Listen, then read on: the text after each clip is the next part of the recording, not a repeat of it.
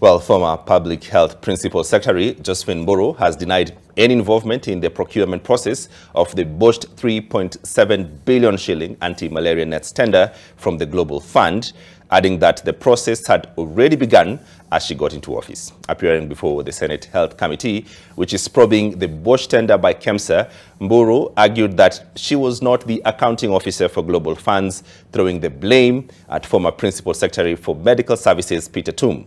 And as NTV's Sydney Chazima now reports, KEMSA former Chief Executive Officer Terry Ramadan pointed at a possible dispute in the chain of communication and mandate between the Health Cabinet Secretary Susan Nakhumicha, Peter Tum and Josephine Mburu.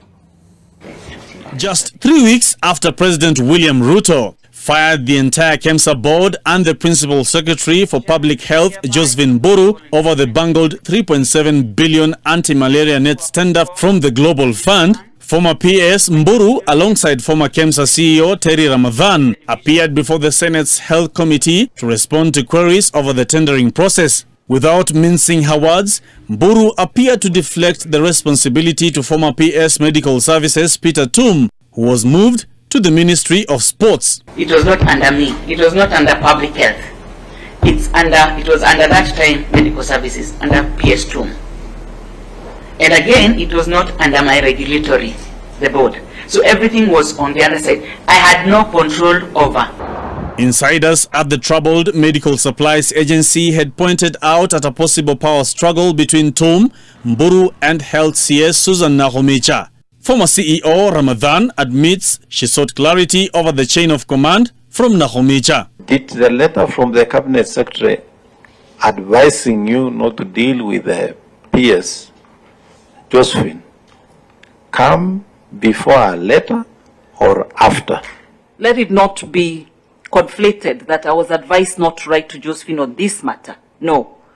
It was to advise that any communications I should have should be with PS Tum. Global Fund had floated the tender for the supply of 10.2 million nets. The tender ran into headwinds after the Health Ministry and the Global Fund clashed on the specifications of the nets to be delivered. Was the specification already agreed between the officers in the Ministry and the Malaria Control Program and Global Fund? If you look at this document, it is National Treasury. And our agent is National Treasury. Global Fund City, National Treasury. So whatever a user does, agrees it with the National Treasury, then National Treasury sends for authority to KEMSA to procure. One of the thorny issues surrounding the tender was the companies that won the bid. We found Shobika and Patek to be responsive. But as indicated, because of the disagreements in terms of the evaluation findings with Global Fund, then all the bidders were deemed non-responsive. And the tender then stood terminated. The CEO and former PS are yet to come to terms with their dismissal. We crossed all T's and dotted all I's because it's a high-value commodity. We need to know what advice was the President given for him to go and say, Josephine, you are involved in this tender.